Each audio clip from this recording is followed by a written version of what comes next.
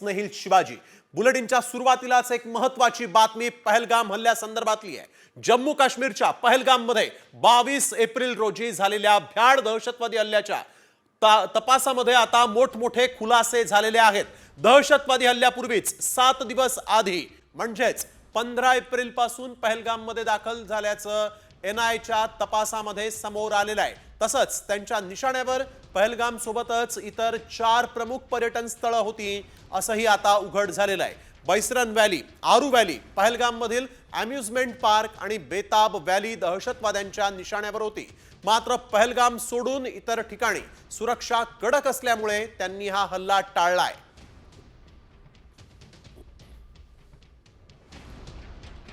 तर पहलगाम हल्ल्याच्या तपासामध्ये आणखीन काय धक्कादायक खुलासे झालेत त्यावर एक नजर टाकूयात ग्राफिक्सच्या माध्यमातून। हल्ल्याच्या 7 दिवस आधीच दहशतवादी पहलगाम मध्ये पोहोचले होते। दहशतवाद्यांकडून 7 दिवसांपूर्वीपासून हल्ल्याची तयारी सुरू होती। एकाच वेळी 4 ठिकाणी हल्ल्याचा प्लॅन होता। बैसरन, आरू व्हॅली, अम्युजमेंट पार्क, बेताब व्हॅली मध्ये रेकी करण्यात आली होती।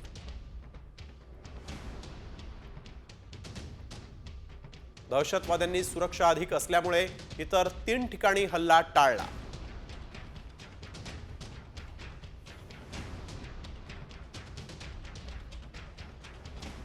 तर पहलगाम हल्ल्याचा तपास करणारी एनआय जम्मू काश्मीरमध्ये आता ऍक्शन मोडमध्ये आलेली आहे। जम्मू काश्मीरमध्ये एनआयने हुरियत नेत्यांच्या ठिकाणांवर छापेमारी केलेली आहे। 100हून अधिक ठिकाणी एनआयने कारवाई केलेली आहे। जम्मू काश्मीरमधून ही सगळ्यात मोठी आणि महत्त्वाची बातमी, हुरियतच्या 100हून अधिक ठिकाणी छापे मारण्यात आलेले आहेत। हुरियत नेत्यांच्या ठिकाणांवर ही छापेमारी झालेली आहे। एकाच वेळेस 100 ठिकाणी छापेमारी करण्यात आली आहे।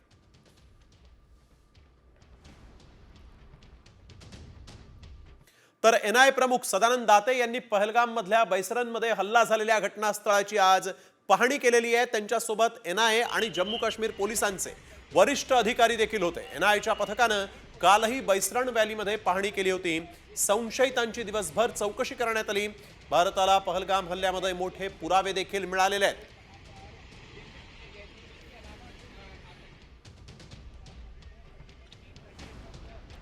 पहलगाम मध्ये एनआय प्रमुख सदानंद दातेंकडून घटनास्थळाची पाहणी करण्यात आलेली आहे।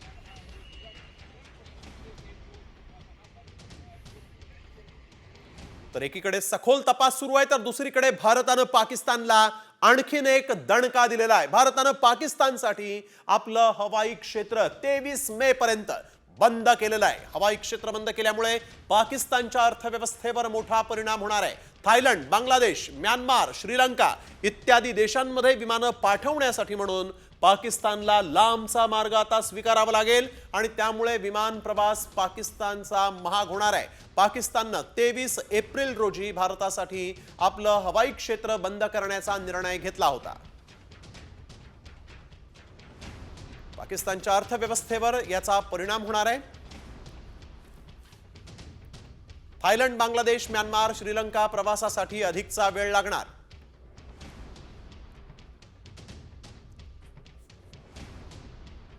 विमान प्रवास यामुळे महागणार आहे।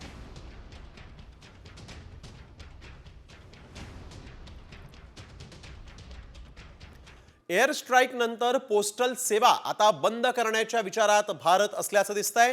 पाकिस्तानला जाणारी शिपिंग लाईन्स, पाकिस्तानसाठी जी पोस्टल सेवा आहे ती आता बंद करण्याचा विचार असल्याचं दिसतंय। भारताकडून लवकरच या संदर्भातली घोषणा होणार असल्याची शक्यता आहे। पाकिस्तानसाठी पोस्टल सेवा बंद करण्याचा सध्या भारत सरकारचा विचार आहे, अशी ही आता माहिती समोर आलेली आहे। त्यामुळे आणखीन एक धक्का पाकिस्तानला यामुळे मिळू शकतो। हवाई मार्ग तर बंद करण्यात आलेला आहे आणि आता मात्र शिपिंग लाईन्स देखील बंद होणार असल्याची शक्यता आहे।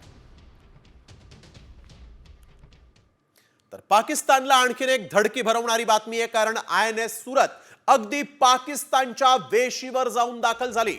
कराची बंदरापासून फक्त 700 किलोमीटर अंतरावर INS सुरतनं मुक्काम ठोकलेला आहे. गुजरातच्या हाजिरा बंदरात INS सुरत सर्वसामान्यांना पाहण्यासाठी आता ठेवण्यात येणार आहे. मात्र पहलगाम हल्ल्यानंतर नौदल अलर्ट मोडवर आलेलं आहे आणि कराची पासून एवढ्या जवळ INS सुरत दाखल झाल्यामुळे पाकिस्तानचेही धाबे दणाणलेत.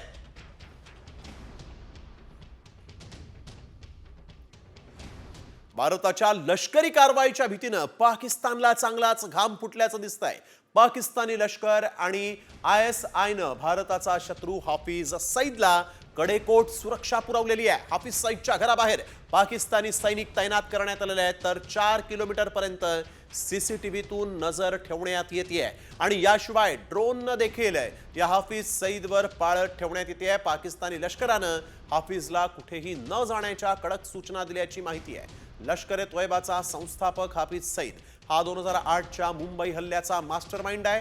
संयुक्त राष्ट्रांनी त्याला जागतिक दहशतवादी म्हणून घोषित केलेला आहे आणि आता याच जागतिक दहशतवाद्याला पाकिस्तान कडेकोट सुरक्षा पुरवत पोसते आहे. तर पाकिस्तान्यांनो, तुम्ही भारतासोबत पंगा घेऊ नका. तुम्ही मलेरियाचं औषधही बनवू शकत नाही.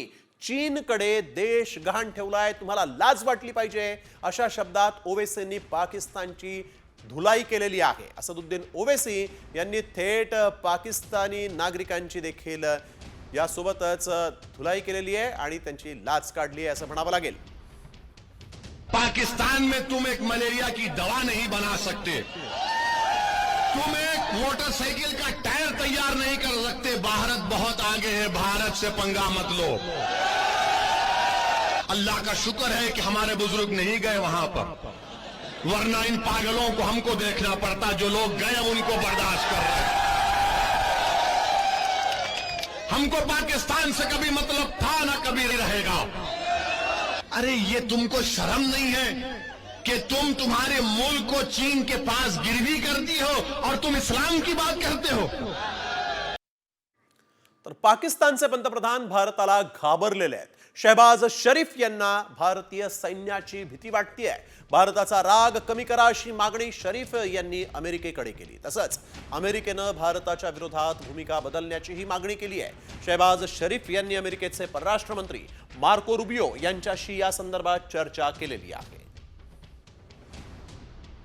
पाकिस्तानचे पंतप्रधान शहबाज शरीफ यांना भारताची आता भीती भरलेली आहे. भारताचा राग कमी करावा, शहबाज शरीफ यांनी अमेरिकेकडे मागणी केली आहे. जागतिक स्तरावर भारत पाकिस्तान संबंधांमध्ये तणाव वाढण्याची शक्यता आहे. तर पहलगाम हल्ल्यानंतर पाकिस्तान आणि भारतामध्ये तणावाचं वातावरण आहे आणि अशातच केंद्र सरकारनं राष्ट्रीय सुरक्षा सल्लागार मंडळाच्या सदस्यांमध्ये बदल केलेले आहेत. आता राष्ट्रीय सुरक्षा सल्लागार मंडळामध्ये 7 दिग्गजांचा समावेश करण्यात आलेला आहे आणि यामध्ये गुप्तहेर खात्याचे अधिकारी, लष्कर, नौदल आणि वायुदलाच्या अधिकाऱ्यांचाही समावेश आहे. कोणत्या अधिकाऱ्यांचा समावेश झालाय ते आपण बघतोय. 2012 ते 2014 दरम्यान रॉचे प्रमुख असणारे आलोक जोशी हे देखील आता या मंडळामध्ये आहेत. पाकिस्तानची गुप्तहेर संघटना ISI त्यांना खडानखडा माहिती आहे. सोबतच DB व्यंकटेश वर्मा, दक्षिण आशियातील सुरक्षा अण्वस्त्र विषयात त्यांचा सखोल अभ्यास आहे. पाक विरोधात रणनीती तयार करण्यामध्ये त्यांची मोठी भूमिका आहे.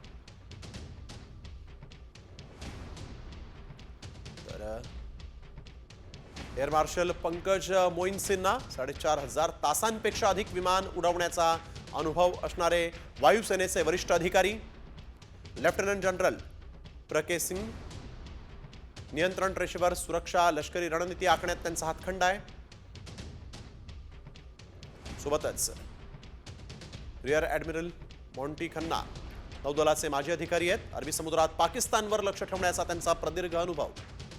राजीव रंजन वर्मा IPS अधिकारी, अंतर्गत सुरक्षा आणि कायदा सुव्यवस्थेचे ते सखोल अभ्यासक आहेत. तर भारताच्या इशाऱ्यानंतर पाकिस्तान बिथरलेला आहे. पाकिस्तानच्या कुरापती सुरूच आहेत, परंतु जम्मू काश्मीरमध्ये पाकिस्तानी सैन्याकडून सलग 7व्या दिवशी शस्त्रसंधीचं उल्लंघन करण्यात आलेलं आहे आणि ज्यामुळे सीमेवरचा तणाव वाढलेला आहे। कुपवाडा, उरी, अखनूरमध्ये पाकिस्तानकडून गोळीबार करण्यात आलेला आहे। भारतीय लष्कराने देखील या गोळीबाराला चोख प्रत्युत्तर दिलंय। घुसखोरीचे कट उधळवून लावण्यासाठी आणि दहशतवाद्यांचा खात्मा करण्यासाठी लष्कर पूर्ण सतर्कता बाळगले।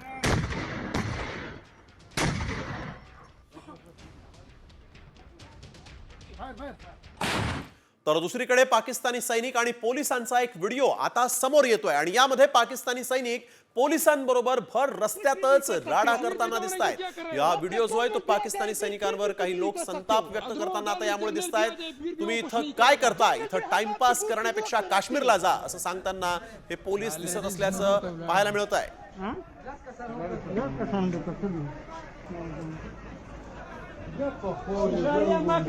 मैदान जोड़ मैदान बनाओ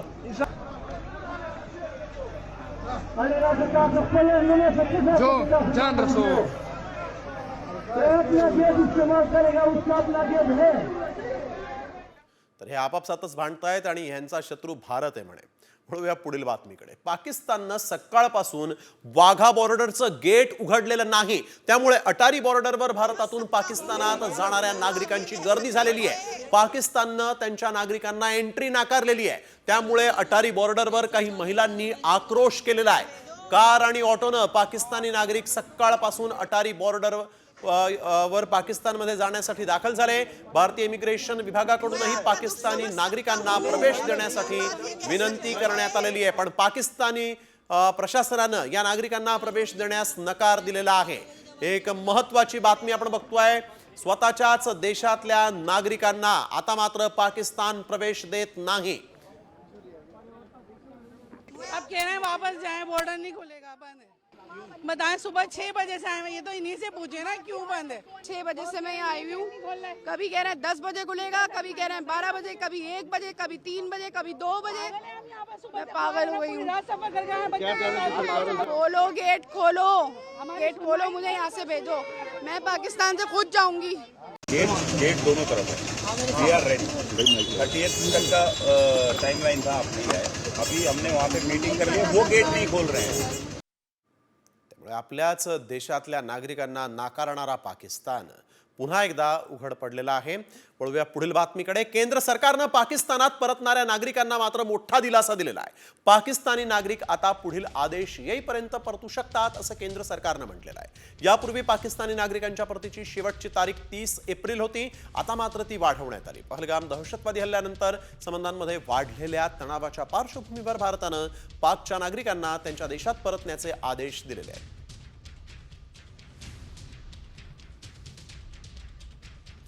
भारत आणि पाकिस्तानमधील वाढत्या तणावाबद्दल कतार, सौदी अरेबिया आणि कुवेत यांनी तीव्र चिंता व्यक्त केली। तिन्ही देशांनी दोन्ही बाजूंना संयम बाळगण्याचं आणि राजनैतिक मार्गाने हे संकट सोडवण्याचं आवाहन केलेलं आहे। तर कतार, सौदी अरेबिया आणि कुवेत यांनी नेमकं काय म्हटलेलं आहे पाहूयात। भारत आणि पाकिस्ताननं संयम बाळगावा, आंतरराष्ट्रीय संकट आणि वाद सोडवण्यासाठी संवाद हा सर्वोत्तम मार्ग आहे। राजनैतिक मार्गाने वाद मिटवावा। दोन्ही देशांनी तणाव कमी करून वाद टाळावा। भारत पाकिस्ताननं राजनैतिक मार्गाने वाद मिटवावा। दोन्ही देशांनी नागरिकांच्या कल्याणासाठी प्रयत्न करावा। भारत आणि पाकिस्तानमधील तणावावर लक्ष ठेवून आहोत। दोन्ही देशांमधील समस्या सोडवण्यासाठी संवाद ठेवा असं या तिन्ही देशांनी आता म्हटलेलं आहे। तर राज्य सरकारच्या 100 दिवसांच्या कार्यक्रमात यावेळेस महिला आणि बालविकास खातं हे आघाडीवर असल्याचं समोर आलेलं आहे। सार्वजनिक बांधकाम विकास दुसऱ्या क्रमांकावर आहे, तर भाजपचे 3 विभाग हे टॉप 5 मध्ये आहेत। मुख्यमंत्री देवेंद्र फडणवीस यांनी या संदर्भातली माहिती दिलेली आहे। महिला बाल विकास विभागाला 80 गुण मिळालेले आहेत, सार्वजनिक बांधकाम विभागाला 77.95 गुण, तर कृषी विभागाला 66.15 गुण, ग्रामविकास विभागाला 63.85, परिवहन विभागाला 61.28, बंदर विभागाला 61.28 कोटी. महायुती सरकारचे 100 दिवसांचं प्रगती पुस्तक जे ते आता समोर आलंय आणि यावरून ठाकरे गटाचे खासदार संजय राऊतांनी सरकारवर तोफ डागली. राज्यात 1 टेकाड आणि 2 टेंगुळ असं म्हणत संजय राऊतांनी मुख्यमंत्री आणि दोन्ही उपमुख्यमंत्र्यांवर सडकून टीका केली. वाचणं आणि प्रगती पुस्तकावर शेरा असण्यात फरक आहे. पाढे वाचायला काय झालं त्यांना? कुठे आहे महाराष्ट्र? जो महाराष्ट्राचा एक बाणा होता, कणखर, खणखणीत, बाणेदार, दिल्ली पुढे झुकणारा महाराष्ट्र गेल्या 3 वर्षात निर्माण झाला. हे जे सरकार, एक मुख्यमंत्री आणि 2 डेप्युटी सीएम जे आहेत, ही महाराष्ट्राला आलेली टेंगुळ आहेत बरं का. 1 टेकाड आहे आणि 2 टेंगुळ आहेत. बातमी पुण्यातून महायुतीतील वादाची आहे. खासदार मेधा कुलकर्णी विभागीय आयुक्त कार्यालयात पोहोचण्यापूर्वीच पालकमंत्री अजित पवारांनी परशुराम आर्थिक विकास महामंडळाच्या नवीन इमारतीचं उद्घाटन केलं आणि त्यामुळे मेधा कुलकर्णींनी नाराजी व्यक्त केली. त्यावर अजित पवारांनी आपल्याला मेधा कुलकर्णी येणार आहे हे माहीत नसल्याचं म्हटलं आणि पुन्हा एकदा उद्घाटन करू अशी प्रतिक्रिया दिली आणि त्यानंतर पुन्हा एकदा अजित पवारांनी याच इमारतीचं दुसऱ्यांदा उद्घाटन केलं.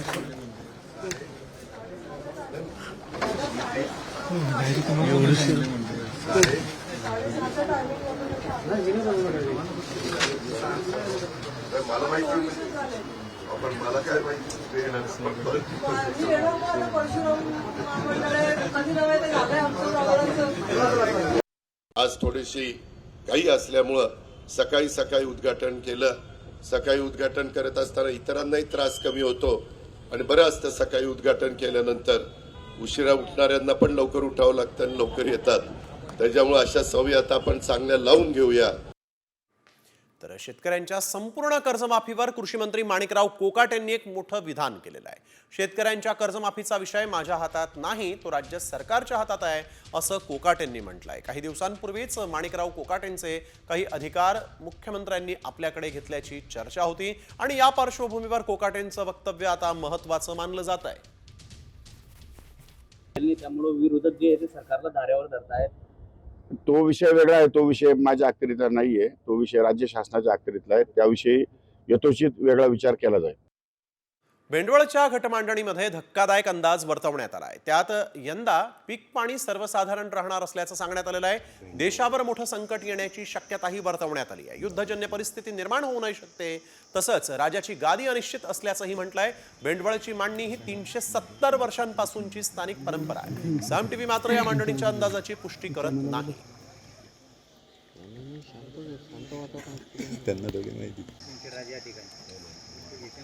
उपमुख्यमंत्री एकनाथ शिंदेंच्या मुख्यमंत्रीपदाबाबत माजी आमदार शहाजीबापू पाटलांनी एक मोठं विधान केलेलं आहे.